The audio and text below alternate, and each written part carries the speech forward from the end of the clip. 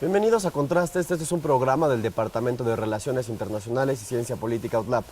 Como saben, desde el principio de la temporada hemos trabajado por evolucionar la dinámica sobre la cual trabajamos y sobre la cual ayudamos a que nuestros panelistas vengan y hablen sobre diversos temas. El día de hoy tenemos un tema de migración, con enfoque a derechos humanos que a partir del principios del siglo XXI empezó a tomar importancia tanto para la sociedad civil como para el gobierno, generando cantidad de aristas de investigación como lo son la población, la legislación, el pase de fronteras, los derechos humanos, el trabajo. Pero el día de hoy nos vamos a enfocar hacia la violencia. Y para comenzar, tenemos a la doctora Marianne Marchand con el tema de violencia y género. Me gustaría preguntarle, doctora Marchand, ¿a partir de qué momento comienza la sociedad civil y el gobierno a enfocarse en estos temas de género hacia la violencia y la migración? Pues muchas gracias, Juan Pablo, gracias por la invitación. Primero me gustaría platicar más sobre la cuestión de la violencia y migración, porque mucha gente se enfoca primero en el tema de los derechos humanos, las violaciones así fuertes que estamos viendo hoy en día, pero también hay que entender que la violencia como concepto tiene una amplitud bastante fuerte. Entonces uno puede hablar de violencia estructural, el hecho que hay tantos problemas en las comunidades de origen, por lo cual la gente tiene que salir, tiene que ganar su dinero en otras partes, ¿no? O sea en México o sea el otro lado de la frontera. Ahora, para atender a tu pregunta, lo que pasa es que el tema de violencia y género en la migración es un tema que se ha abordado desde la academia, desde la sociedad civil, y hay unas iniciativas por parte del gobierno, pero en realidad es más la sociedad civil que está manejando ese tema. Por ejemplo, en agosto de este año, Amnistía Internacional publicó un informe donde señaló que en toda la cuestión de las mujeres centroamericanas que pasan por el territorio nacional de México, que 6 de cada 10, entonces es decir, 60% de ellas pues se encuentran en una situación de violencia sexual, y eso puede ser de acoso, de hostigamiento, hasta la misma violación.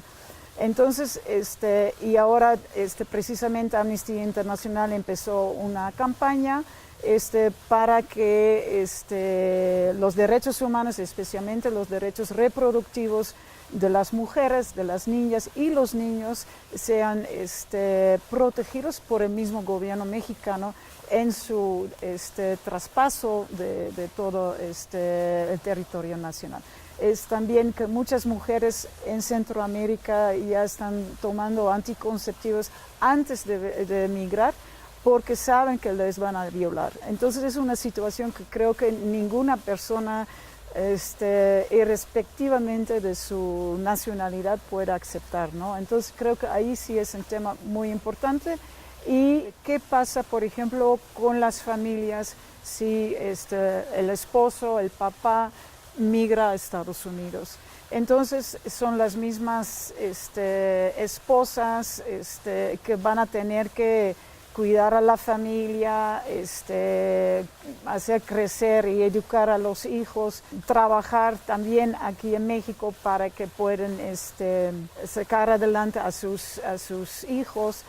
Hay la cuestión de las remesas, pero no siempre llegan. El esposo a veces o no tiene trabajo o ya no envía remesas. Entonces también hay una situación de precariedad muy importante y muy fuerte que tenemos que tomar en cuenta. Entonces son temas que creo que hay que señalar, y precisamente ese enfoque de género nos permite visibilizar esas temáticas. ¿La academia hacia dónde debería enfocarse en este momento? ¿Cuál es la lista más importante sobre la cual debe enfocarse la migración? Yo creo que no hay un enfoque más importante. Creo que hay una amplitud y como mis colegas van a también platicar, hay una amplitud de temas que son muy importantes. Pero yo diré que la cuestión de género es una cuestión transversal que toca muchos temas. Entonces se puede ver el género, migración y trabajo, género, migración y violencia, etcétera, etcétera. Bueno, pues muchas gracias. Esto es parte del contraste de géneros y la violencia y la migración. Muchas gracias, Juan Pablo.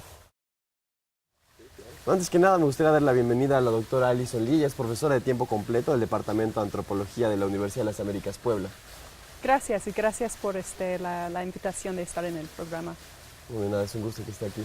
Me gustaría seguir un poco con la línea que llevábamos con la doctora Marchand y preguntarle, aprovechándonos un poco de que es de Tucson, Arizona, ¿verdad? Correcto. Hay una parte en la que ella tocó que la violencia se genera a través de la migración, pero también la migración se genera a través de la violencia. Es decir, aquellas personas que migran, puede que estén emigrando porque tienen situaciones de violencia en su casa, pero también al momento en el que migran son sujetos de violencia. Correcto. ¿De qué nos puede hablar al respecto en Fronteras? Sí, lo que hemos visto en los últimos 5 a 10 años es un aumento en la violencia que experimentan los migrantes al momento de salir de sus casas y cruzar la frontera en ruta a sus destinos en los Estados Unidos. Obviamente esa cruce siempre ha sido difícil, siempre ha sido peligroso. Se ha registrado un aumento de muertes en el desierto arizonenses de Sonora y Arizona. Lo que está pasando ahorita es los migrantes fueron con coyotes que básicamente se dedicaban a eso, al tráfico de personas. Recientemente, desde 2005, lo que vemos es que los grupos de crimen organizado, al menos en la frontera con Arizona y Sonora, están acaparando las rutas de las personas que antes traficaban gente.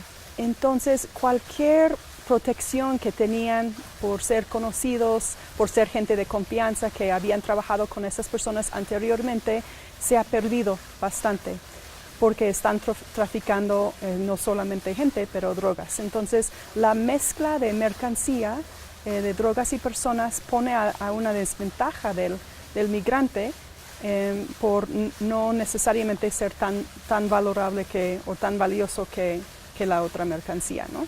Hablando un poco de esto y conectándolo un poco con lo que habíamos platicado un poco antes, ¿cuáles son los problemas que existen a través de la militarización de las fronteras? Sí, o sea, los Estados Unidos ha invertido más y más y más dinero en una serie de tecnologías, de muros y del mismo agente, de mismas personas que trabajan en la patrulla fronteriza, básicamente para cerrar la frontera lo más que se puede. En una área del desierto, lo que esto ha causado es que los migrantes tienen que viajar aún más de pie, por ejemplo, en áreas mucho más remotas que antes. Entonces están expuestos por más tiempo a los peligros de deshidratación, de abandono y de asaltos de otros grupos armados en la frontera, operando en esa región de la frontera. Entonces, lo que era un cruce peligrosa anteriormente ha vuelto sumamente peligrosa ahora por esa combinación de reforzamiento de rutas en la zona y la necesidad de evitar los agentes, los muros, los retenes, que entonces empuja aún más a los migrantes hacia áreas remotas del desierto. Entonces, la táctica de la patrulla fronteriza es hacerlo más fácil a capturar y detener migrantes, pero por los migrantes que simplemente van a querer o quieren regresar a sus trabajos, o sea, eso ha hecho sumamente mucho más riesgoso la migración en general. Entonces, el efecto de eso es más hacia que los migrantes deciden quedarse en los Estados Unidos. Bueno, esto fue un poco de migración y fronteras. Muchas gracias. Regresamos aquí a Contrastes con Rocío Osorno, Ella es asistente de investigación de la doctora Marianne Marchand. Nos va a hablar un poco sobre los problemas que existen con la población indígena que migra y que además regresa a sus pueblos en algún momento. Bueno, algo importante que hay que resaltar es que aproximadamente en México tenemos más de 15.2 millones de población indígena y aproximadamente se contempla que 2 millones de migrantes son de carácter indígena dentro de Estados Unidos. ¿Esto qué implicaciones tiene? Pues la situación de cómo se vive la migración en Estados Unidos cuando se tiene una característica étnica, lingüística o también dentro de lo que es la zona de México y cuáles son las diferentes variantes que se viven al regreso o también ante la decisión de migrar. En Estados Unidos han surgido diferentes temáticas, por ejemplo salió el programa de atención a migrantes indígenas, el cual busca tiene como énfasis sobre todo dar la traducción a alguna lengua indígena a población que por alguna situación estuvo en el tema de lo que son las cortes, necesita la traducción. Sin embargo, aquí se empieza a ver una situación de la violencia estructural ante la falta sobre todo de intérpretes que puedan generar esa traducción con los migrantes, la situación de que muchas veces también mujeres que están dentro de la zona de Estados Unidos se ven ante el monolingüismo, limitadas a poder de cierta forma denunciar algún acto de violencia, tanto doméstica o dentro de los empleos que estén realizando. Otra de las cuestiones que también se tiene es esta tendencia, ¿no?, a vivir en lugares en carácter de hacinamiento, con una tendencia también a estar en ciertos horarios dentro de determinadas regiones. Y muchas veces también hay una negociación por parte de algunas personas y en dado caso, pues, si es población indígena, pues se llega, ¿no?, a determinados lugares, se establece la mano de obra, pero con salarios mucho más bajos. Entonces esto también son situaciones que a veces no son tan visibles, pero están totalmente presentes en la dinámica migratoria.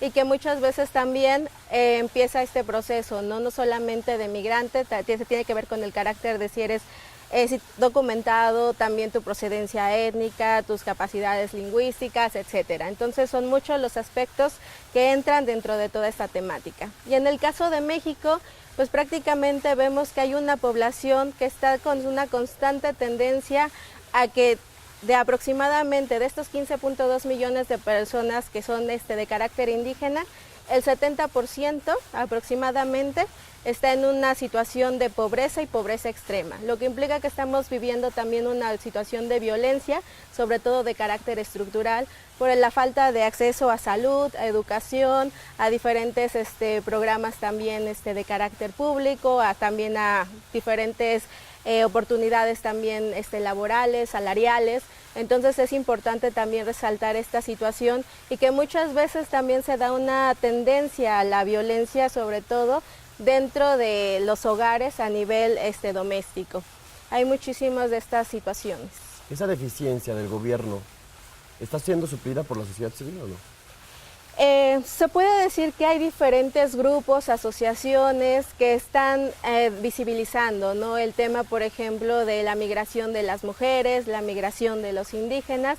Sin embargo, no se puede suplir ante también una tendencia que venimos viendo de carácter estructural. O sea, se tiene que generar un movimiento y una participación desde la población, desde también generar una tendencia a la denuncia y hacer más visible, ¿no?, la situación de violencia y también darle respuesta a estas denuncias. Sin duda. Bueno, pues esto fue la parte de contrastes en cuestiones de población indígena, migración y violencia. Muchas gracias, Rocío, por habernos acompañado el día de hoy. Sí, de nada. Gracias. El día de hoy tuvimos a 3 invitadas que nos vinieron a hablar sobre contrastes en la migración, sobre todo en la violencia que se focaliza en 3 ramos distintos: en las poblaciones indígenas, en los problemas de la frontera gracias a la militarización y en los problemas de género que se generan a través de la disparidad que existe todavía en la frontera y en comunidades autóctonas del país. Es importante recalcar la fundamentalidad de la cooperación del gobierno junto con la sociedad civil para llevar esos problemas de violencia en la migración a una solución que tal vez encauce en problemas que sean más focales hacia la población y que se puedan encontrar soluciones que sean más afines hacia los problemas que en realidad tiene la sociedad civil. También de la necesidad de paradiplomacia y diplomacia junto con la frontera para determinar enfoques que sean más permisibles hacia los migrantes y que se vuelvan también un un poco más estrictos en cuestiones de reglamentación para dar una migración que sea más segura y que sea más eficiente para los países de México y Estados Unidos. Esto fue Contrastes, un programa de Relaciones Internacionales y Ciencia Política UTLAP. Nos vemos el próximo jueves a las 9 de la noche.